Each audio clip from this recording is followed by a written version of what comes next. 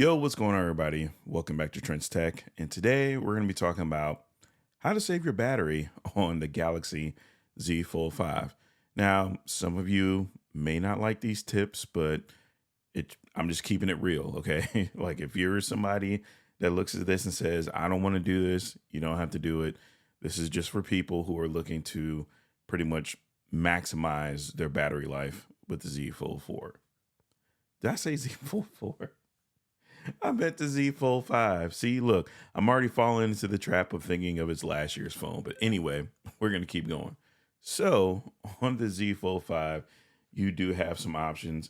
And to be honest, if you really don't care and you just want to touch one button to basically save as much battery life as you can, just do power saving. So, if you go into your settings, and I'll hold this up here so you guys can see it. If you go into your settings and let's say, you search for power saving, it'll come up under battery. You do have a toggle on up here that you can turn on. And pretty much when you turn that on, it's just going to drastically reduce everything. So if you guys already didn't see it on the screen, I'm going to read it off and let you know what it does. So basically, it's going to cut the background usage of apps like networking and all that stuff. So a lot of times you'll have apps going and they'll be connected to the network and they'll be running in the background and stuff. That uses battery, so that cuts that off. Also, all of the syncing and locations and checking and all that stuff, that will be limited. It doesn't completely turn it off, but it reduces the amount of times that your phone is pinging a location. Every time that you ping a location, you are using battery. Also, the motion smoothness will be reduced to 60 hertz. Yes, you're going from 120 hertz to 60 hertz. I know some people are going to complain about that. Why would you buy an $1,800 phone and turn everything off? Hey, this is to save battery. Also on here, you do have where it's going to turn off the always on display. It's going to limit the CPU speed to 70%, and it's going to decrease the brightness by 10%.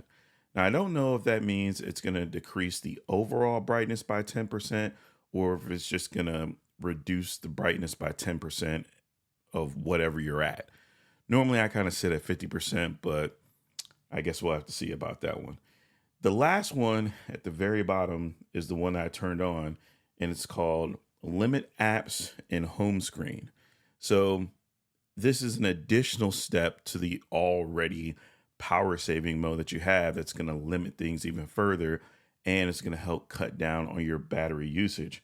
Now, it does have like a battery estimator at the top. So if you look there right now, it's basically telling us it's going to give us 3 days of battery life. I do not trust that. The only thing that I trust is that it's going to give you 3 days of standby time. I don't think it's going to give you 3 days of just using this. If that's the case, I'll come back to you guys in 3 days and tell you that I'm wrong, but that's pretty much it as far as the straightforward stuff. Now, if you're somebody that's a little bit more hands-on and you don't want to completely nuke your entire phone, there are individual things that you can do to reduce your battery consumption. So let's say that for whatever reason, you like 120 hertz, okay? But you mainly use the inner display, the main display, whatever you want to call it. Well, leave 120 hertz on the main display, but just turn on 60 hertz on the cover display if you're not going to use it. If you're not using the cover display, it does not make sense to have 120 hertz turned on the cover display. If I am correct, at least the way that I tried it out and I did it, I could have 120 hertz on the inner display, and on the outer display, it was set to 60 hertz. So that's one thing you can do. The other thing you do, if you want to save battery, and to be honest, sometimes I think 120 hertz is overrated. You can just turn 60 hertz on both screens. You can turn 60 hertz on the outer screen. You can turn 60 hertz on the inner screen. I've used 120 hertz before.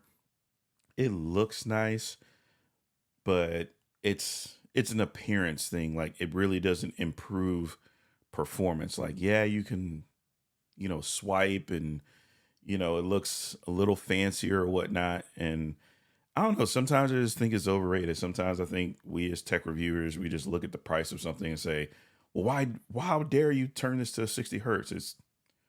We're so used to 60 hertz screens, it's ridiculous. Like your laptop is probably 60 hertz. So many TVs are probably 60 hertz.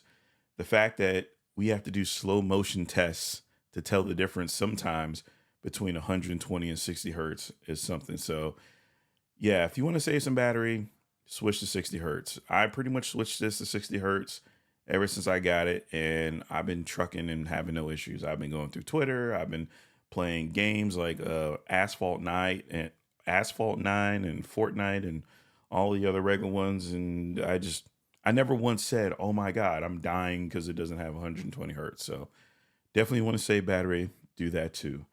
The other thing, and this may or may not apply because I realized I said this last year and some people had some issues with this. I do have an unlocked version of this Z Fold. It's unlocked. I got it from Samsung. One of the options I have in here is the fact that I can go into my settings and I can actually turn off 5G. So let me see if I can find it here. So if you just go into settings and you search inside of you search for 5G, this comes up and it says allow 5G. I normally turn off 5G on my phones. I got 5G turned off on my iPhone. Yes, you do have the ability to auto switch between 5G and 4G, and the phone will do all that. But constantly switching between 5G and 4G uses battery. Using 5G will more than likely use more power than 4G because at least where I'm at, 4G is everywhere. Like I don't have to worry about not having a 4G signal. If I turn 5G off, I will constantly see 4G and no issues. The issues I have is when my phone is constantly going between, hey, it's 5G, now it's 4G, now it's 5G, now it's 4G. Well, let's use more battery power to try and reach the 5G to get the faster connection. Unless you 100% absolutely need 5G and you live in the US, you could probably stick on 4G and be perfectly fine. Still to this day, as much as I'm glad we have 5G, I haven't found a practical use for 5G yet. Now, if you guys have a practical use for it, let me know down in the comment section below, but I personally haven't. So, yeah, I just turn off 5G.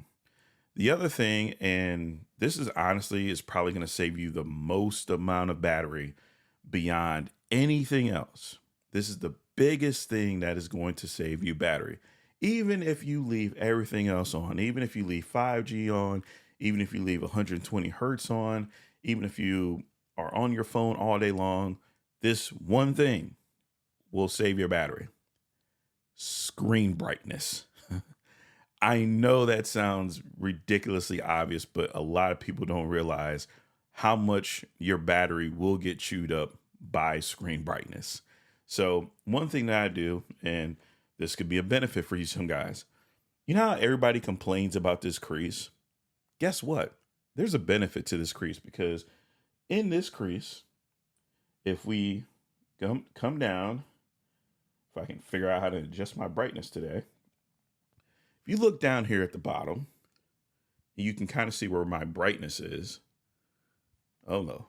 Don't mess up for me on camera. All right. So if you look here at the bottom, you can easily just take your finger and adjust it to where the brightness is with the crease. So if you're all the way up here, that's going to use a lot of battery. Just take your brightness and move it to the middle of the crease. That's pretty much about 50%.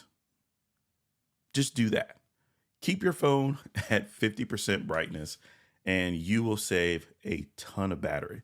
So basically, that's what I've been doing is I've been using 60 hertz. I've been leaving my screen brightness on 50%. I do have adaptive brightness turned on, so I'm not constantly having to turn it up, turn it down. It pretty much can do it for me, but yes, 50% screen brightness. It will save you.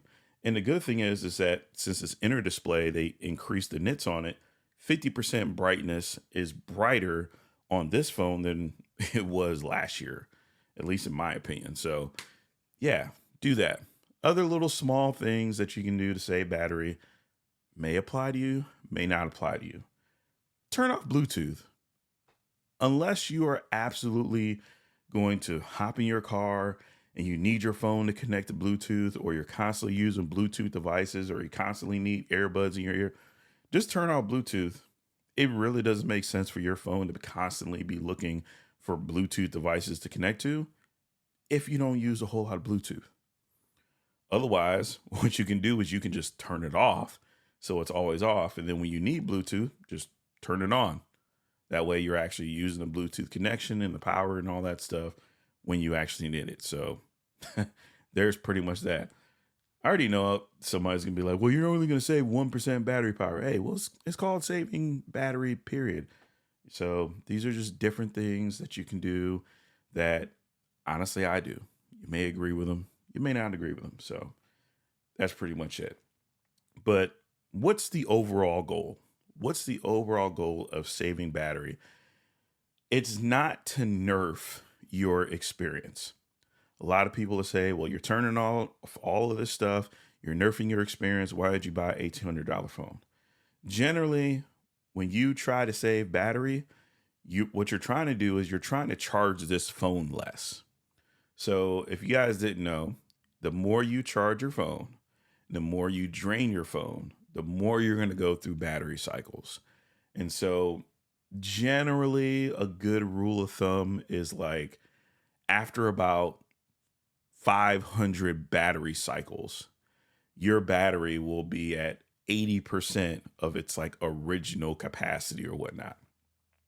If you ever hung out on the internet, if you ever watched techies complain about about the battery life on their iPhones or whatever, and they're like, "Oh my God, it's dropped to 91%." Well, yeah, it's because people are like constantly using their phones and constantly going through the battery, charging it up and down so much that they just run through the battery. And the more battery cycles you have on your phone, the quicker you're going to run into having to do a battery replacement on your phone. Now, for most people, it probably won't affect you that much in the first year, but it may start to creep up on you on year 2 and definitely on year 3.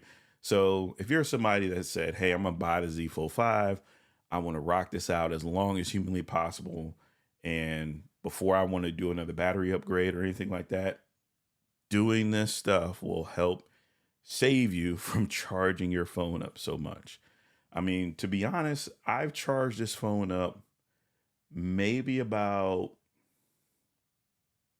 2 times since I got it. Well, actually, no, I charged it up initially when I took out the box. So that's 1. I charged it up again, and then I charged it 1 more time. So that's 3 times. But I'm on basically day 4 going on kind of like day 5 or whatever. So yeah, the less I got to charge this, the better. The less, power that I'm using on this means the more I can use it. So if I can do the same thing with this phone and have the stuff turned down, I would rather do that and save on the battery. So yeah, once again, this is turning into one of those like longer videos, but I'm just trying to keep it real with you guys and have a conversation. I know other people make videos and they're like, hey, 50 ways to save battery. It's just like, look, honestly, turn on battery saver, turn on power saver if you need to. Don't use 5G, use 60 hertz, turn off Bluetooth, and set your screen brightness to 50%. That is pretty much everything I got to say. So if you guys did enjoy the video, please give me a like, give me a subscribe. And for those of you who came back and you originally liked and subscribed my other videos, thank you for coming back. So, all right, y'all, I'm going to get out of here. Y'all take it easy. Peace.